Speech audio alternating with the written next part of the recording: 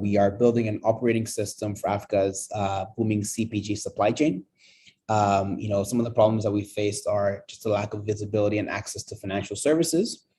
We essentially find value in the data that we've built through technology, proprietary technology that we've created in order to offer services like access to credit.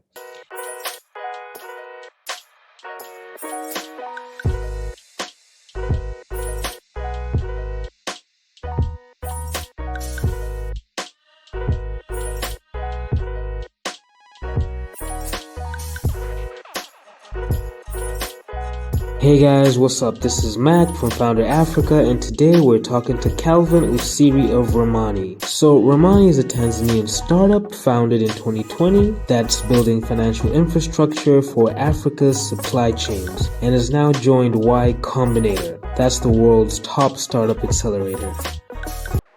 So let's jump right into the conversation.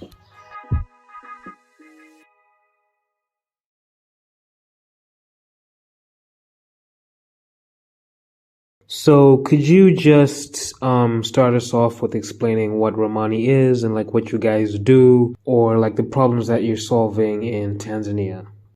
Yeah, I think I can do a quick introduction. I'm Calvin. I'm the CTO and co-founder of Ramani. We are building an operating system for Africa's booming CPG supply chain. Some of the problems that we faced are just a lack of visibility and access to financial services. We essentially find value in the data that we've built through technology, proprietary technology that we've created in order to offer services like access to credit. So that's essentially what we do here at Ramani as a nutshell. Ramani in itself has kind of seen multiple different versions over the years, over the 2.5 years, almost 3 years that we've been in operation. I had dabbled within the startup world before Ramani, just trying to find different ways to build infrastructure for Africa. That's kind of always been the mission for myself and my brother. We kind of started Ramani together, co-founders. And it started off as a crypto startup that we tried mainly in Zimbabwe. Yeah, just previous startups that I've tried to build failed, but we always had this idea or this hope to build infrastructure for Africa's supply chain. Why specifically the supply chain? Well, we have family that operate and work in the supply chain. My dad and my aunt. My aunt worked for Coca-Cola, so we just had a lot of resources and individuals that could advise us within that space. It was a very big space. So we decided to try and disrupt that with technology. And our first iteration back in 2019 was an application that connected basically small stores, retailers with wholesalers or their suppliers. And we were the logistics layer. That obviously went okay, but there were a lot of negatives that came with that business, a lot of learnings that we had to painfully endure. And we ended up pivoting to essentially becoming tech-enabled distributors. So it was still within the logistics space, essentially trying to serve the underserved using technology. And at the time, we were building native Android apps along with different clustering algorithms that allowed us to deliver inventory to small stores, the underserved, in 2 hours or less. So we did that, and that's when we submitted our application to YC, to Y Combinator, and we got in with that application. The first thing that we learned on day one, we walked up to Michael Siebel, first conversation with Michael, and we told him about our business, and the first thing that he says is, "Okay, is there a way to do this without logistics?" And we're like, but logistics is our entire business, right? That's what we do. Tech-enabled distributors. We distribute inventory to small stores. So from that week, actually, my co-founder, our CEO Ian, left. We were in Mountain View, and he left to go back to Africa to basically figure out, okay, Michael said we shouldn't do logistics. Like, how are we going to build this business?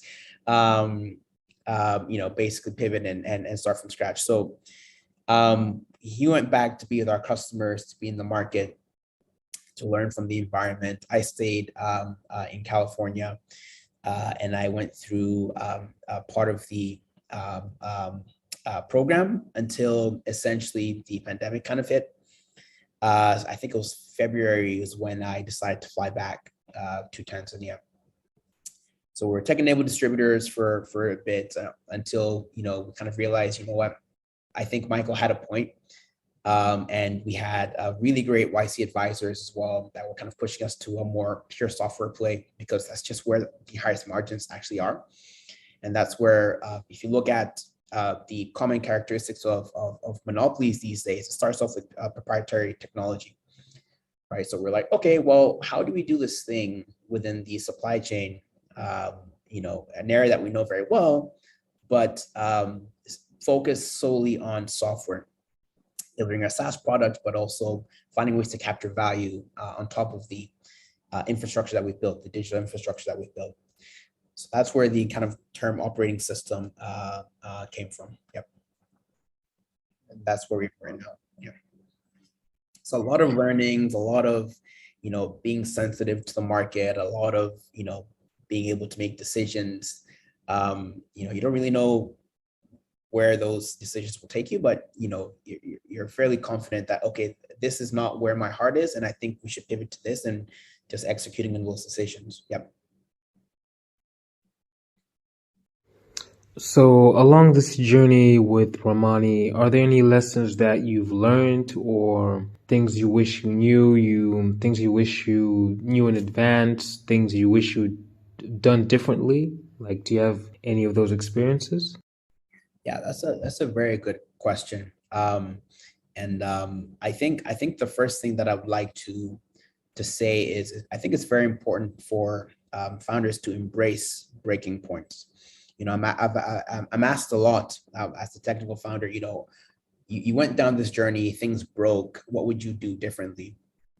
And I usually take a second to think, and I respond, actually, I wouldn't really do much differently, because some of those learnings we just had to go through. We had to go through those phases, break things, and then, build things that are better, right? And that's the only way that you would know that things are broken, is by actually going through those phases, right? It's the whole idea of like sacrificial architecture, building things that you don't really get attached much to, so you can iterate quickly, fail fast, so you can learn fast. So the first thing is, embrace breaking points. I think it's super important. Yeah, the second lesson that I kind of share, things that I wish people told me as we're building Ramani, is you have to be very, very close to your users. As the technical founder, I stuck basically in my chair in front of my computer, building essentially what my co-founder said, hey, look, this is the next thing that we need to build for customers. This is the feedback that we're getting. And I never actually asked questions around that. I never asked what kind of questions were asked. I never went and got direct feedback from customers myself, which kind of robbed our team, our company, of, I think, valuable insights, of things that I could have gotten from conversations that I had with customers, but also my own learnings within the market. So the one thing that I would say, regardless of whether you're business focused, business facing, customer facing, or tech, if you're the tech founder, it's very, very important that you participate in those feedback sessions with customers. You have to be very, very close with your users, because essentially that will dictate whether you're doing something right or wrong, right? And that's just the one thing that I wish someone told me, and I wish that I did more of. How did you guys evaluate your idea, or how did you guys know that, this was an idea worth pursuing? For someone that's listening and has an idea for a startup, what criteria would you kind of have them go through to kind of like evaluate whether this is something worth pursuing? Okay. I think that's also a very difficult question. to be honest. Some of the things that we look at are, I would say, total addressable market, the market size, be it retail, it could be anything. It could be real estate. It has to be a big market. And it has to be something that you are very familiar with or something that you know fairly well. And you just have to iterate from there. If it tends to be difficult, then you might be doing something right. If it tends to be very, very difficult, but people are willing to pay for it, you might be doing something right. But it's fairly difficult to know whether or not you're pursuing an idea that's worth pursuing. The one thing that I focus on is the dopamine, that rush, right? If I get good dopamine, if I get happy, if I'm happy with the things that I'm doing and the things that I'm pursuing, and it just so happens to be a business, then I know that, okay, this is an idea that I want to pursue. This is something that I'm interested in. I can put my passions into this, and there's good urgency in what we're building. Just take that and plug it into a big market, and I think you might have something. It's just very difficult to give a standard framework to having a good idea. And yeah, it's very difficult to do that. You'd have to be a serial entrepreneur to do that. Yeah, that's all I can say about that. Yeah. Where do you see Ramani in the next, 5 to 10 years, or what's the next vision, or where do you see Ramani going? Yeah, that's a very good question. I think it's very important to make sure that we build out our network, which is where our value actually is. Currently we're just in Tanzania, and we want to make sure that we capture Tanzania. So we're going at our own pace. But moving, throughout East Africa, Kenya, Uganda, et cetera, and adding more nodes to our network, I think would be a step in the right direction for Ramani. After we've built out that value, we've created value, it would be finding ways to capture that value through other services. So it could be financial services, it could be insurance payments, whatever it may be.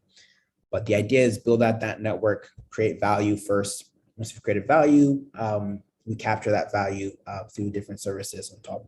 So that's kind of the vision of where we're going.